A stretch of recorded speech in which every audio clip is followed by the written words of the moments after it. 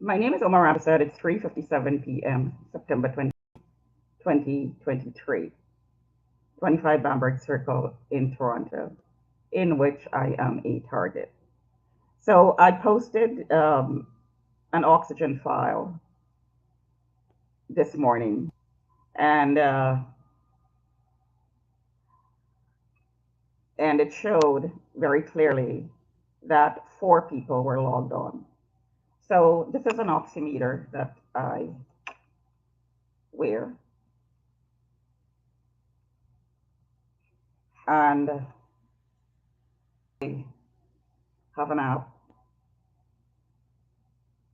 that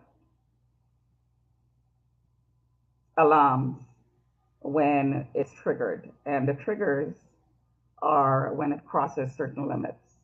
So when I'm sleeping, if my heart rate goes over 90 and if the oxygen drops under 90, these are the limits. These are the triggers. So this is what I set. So last night it was constantly alarming. So let me show you the graph last night. So I was doing some homework, so I went to bed late. And this is it's showing no activity around 1:18. So about 1:30, I went to bed, and that's 1:30. See, it went all the way down to 70. So as soon as I went to bed, somebody logged on. So the account is global. So several people were logged on. So if you look at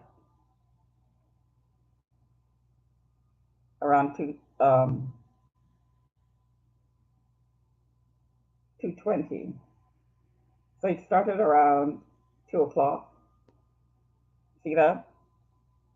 So I was pulsed at very high power, and you could see the arrhythmia. So the drops was about 30 up and down, 30 beats up and down, average. And then the next one happened around 3:20, so that was 2:30. So Gil Furtado and Chris and GFL, the driver, came outside, and also other people as well, were talking with Gil Furtado about renting me out hourly on an hourly basis. So you saw that, and they were laughing when they were talking about it. So this went on for um, two. Should wear my glasses because my eyes were hit as well last night. So it's really bad. So 2:30 to 3:46. So 45 minutes. 45 minutes.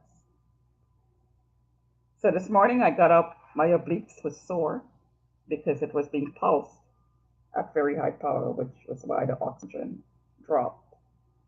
And I was very, very drowsy. I got up with a headache, and the right ear was hurting because the ear was also being pulsed, and that affects your balance.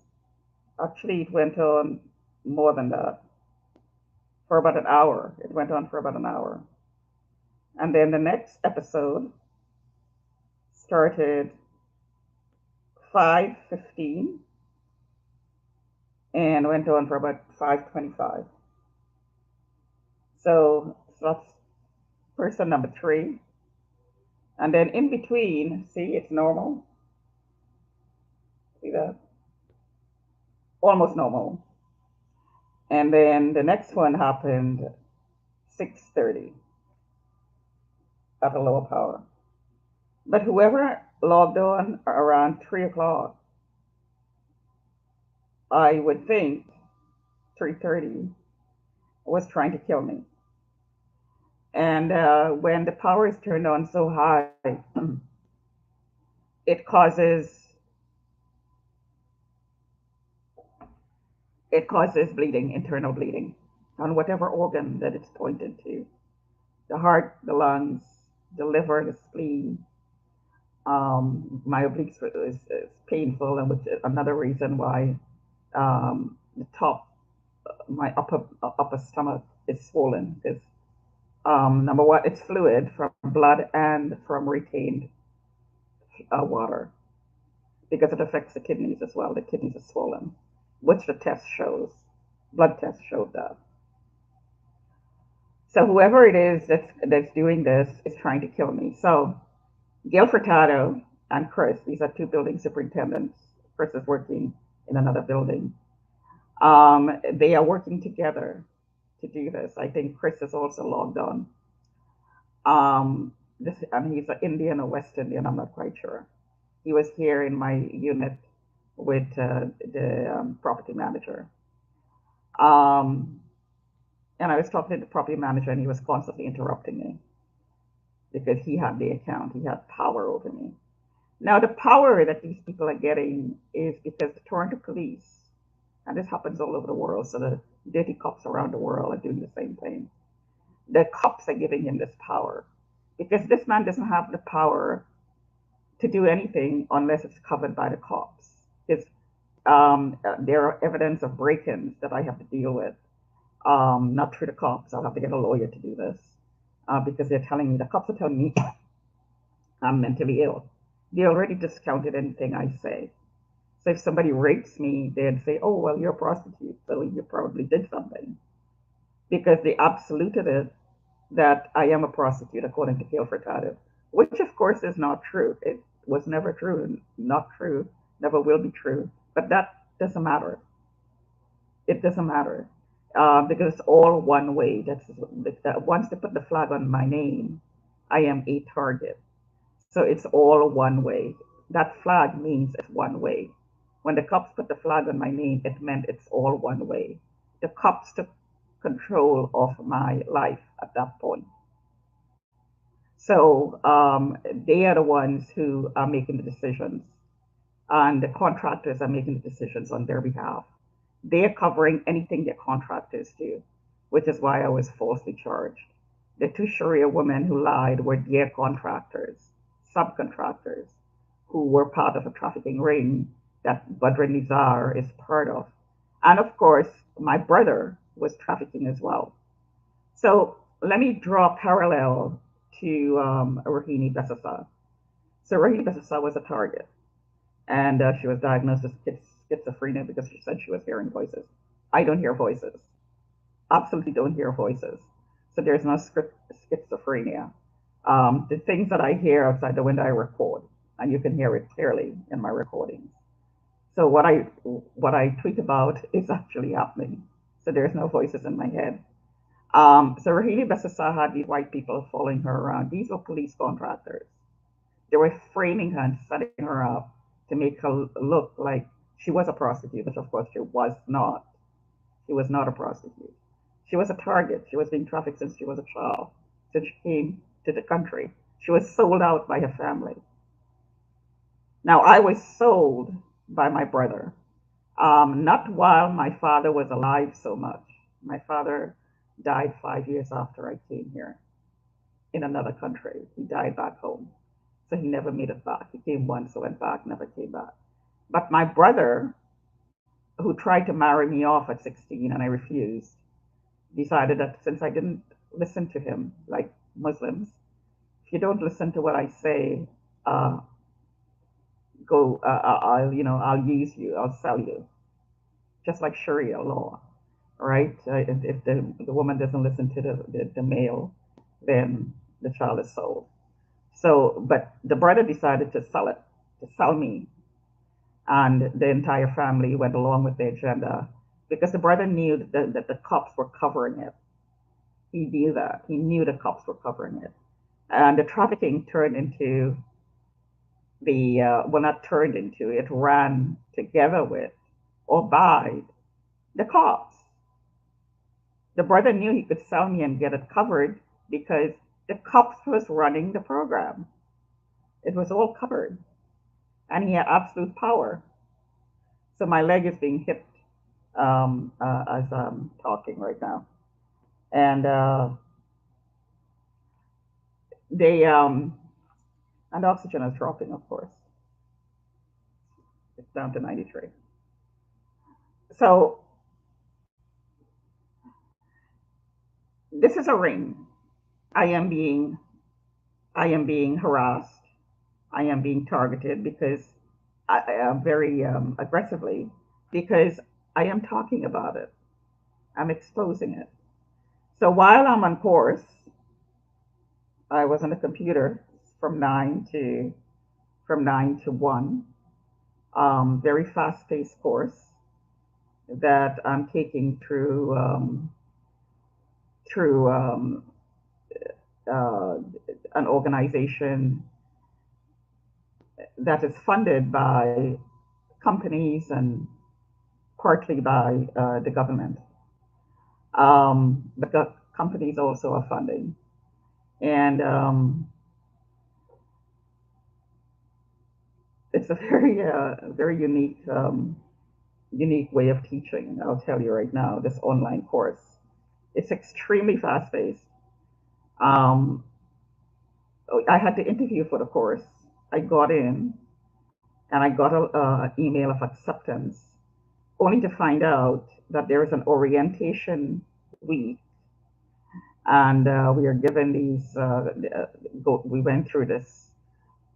Like day three, we must have covered like 50 different topics and accessed about 10 different programs, sites uh, um, to use, and like Blackboard and Coursera and Zoom and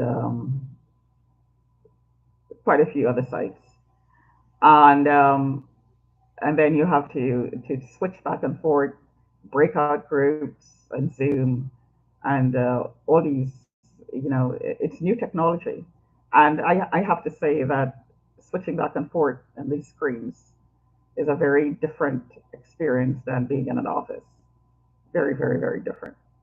The technology itself, you're not comfortable with it, and even when you are, the constant switching back and forth is not something that comes naturally to people. It really doesn't. Anyway, and on top of that, I learned that the first week was not really acceptance. Like the email that we sent, that was sent out to us, was not really acceptance, even though it said we were accepted. What they were doing was using the first week called orientation, which is really normally would be an orientation into the course and helping you to introducing you to the course and to the format and to the technology they use. Only to find out that orientation was really a 5 week, a 5-day test to find out whether you are accepted at the end of the week. They're going to let you know at the end of the week whether you're accepted or not. Meanwhile, they sent you an email telling you that you are accepted before you started. Isn't that interesting? And on top of that, the guy is very abusive. Like if he's saying that this is a workplace, um, you know, um, it's not like a regular course. You're not paying us. It's like a workplace, and we could fire you anytime. And every time he gives you assignment, I want you to do this, and I want you to do that, or I'll fire you. Do this and do that on time, or I'll fire you. Or I will drop you from the course. You're going to get fired. You're going to get fired. You're going to get fired. And I'm thinking, well, if a workplace was doing that to me, I wouldn't be in that workplace. If an employer was constantly threatening me to get fired, to be fired every day, or every time you're assigned something new to do, then something's wrong with the workplace. That's harassment. That's abuse. And it's interesting that one of the policies that was read at the first day was harassment will not be tolerated. And here we are, we have the tutor harassing us. Keep in mind that these people are new immigrants. They're, if you look at the roster of the names, they're all almost all new immigrants, and if not new, definitely not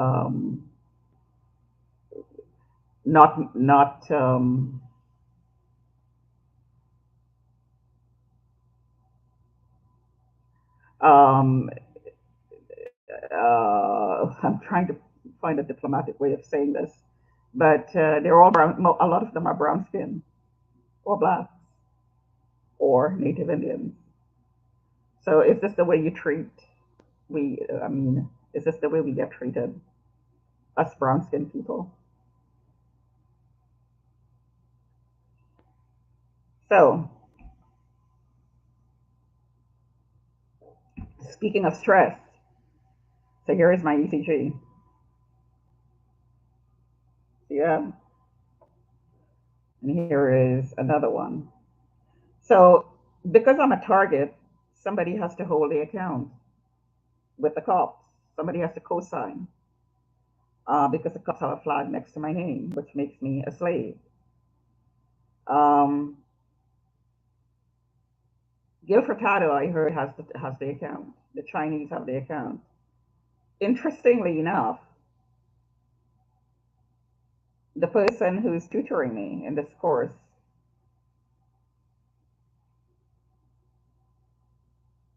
this is happening while I'm doing the course, and you'll notice that the two palpitations are exact in the middle, the two in the middle, and the one on the side are also exact.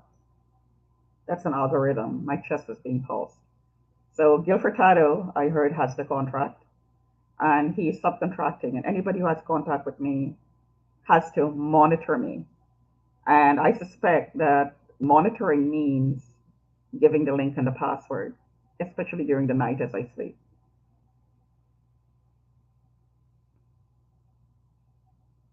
So also another reason I'm being monitored here, my face is constantly pulsed. So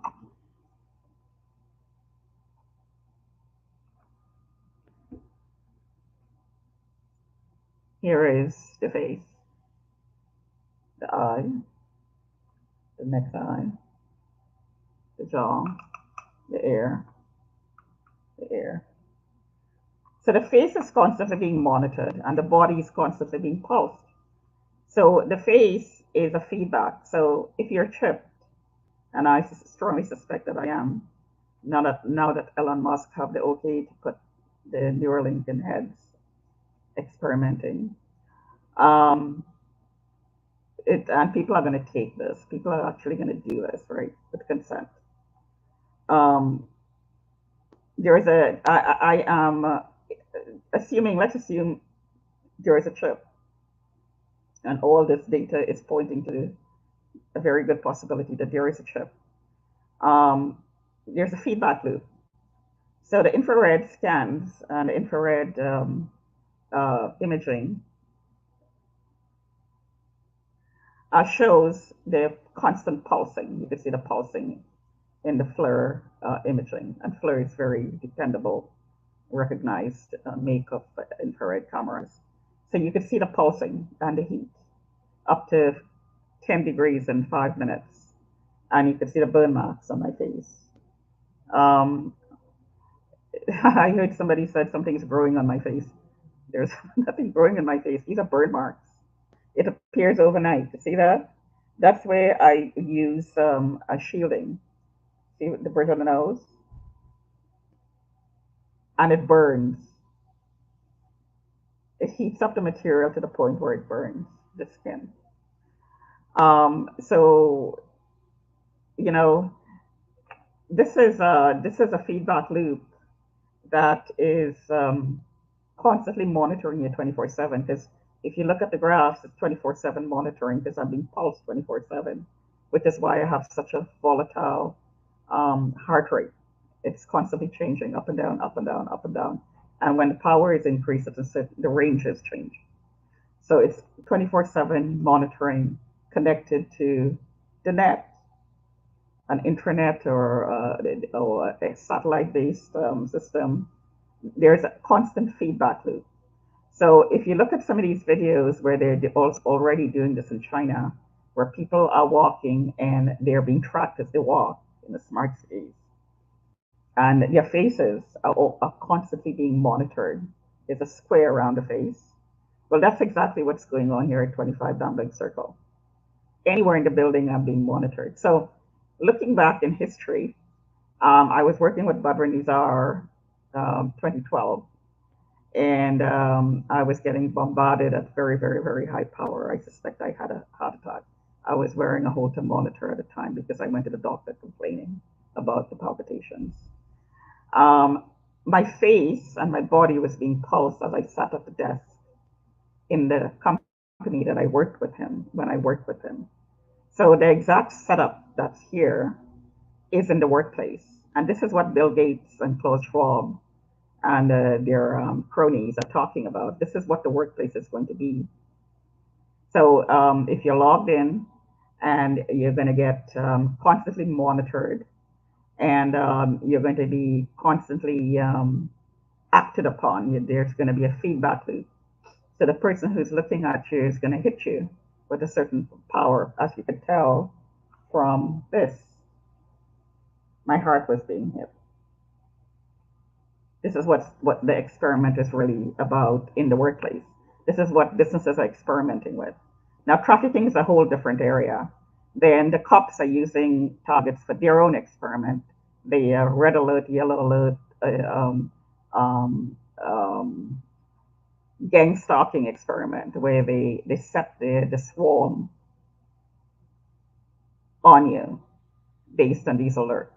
So I went to when the cops came to my door, and I also went to the station complaining about being gang stalked several times. And they came to my door, and I said gang stalk, and they immediately said, "Oh my, you're mentally ill." Well, of course, they can lie. The cops have the contract. They can lie to me. They're allowed to do that because they have to cover the experiment. Out and out lies, all one way. They could do anything. They could lie. They could set people up to be raped. They can enter your home as they do. They could send people into your home. They can send people to follow you around, take pictures of you, violate you, violate your property, violate your car, and lie to you to cover it because it's all fixed. Now, in my opinion, there are a lot of people who are dying from the vaccines, and the doctors are not connecting the two. All fixed. Is it? Was it fixed? Why are the doctors not talking about this? Because all the doctors who are involved in taking care of me all know that I'm a target.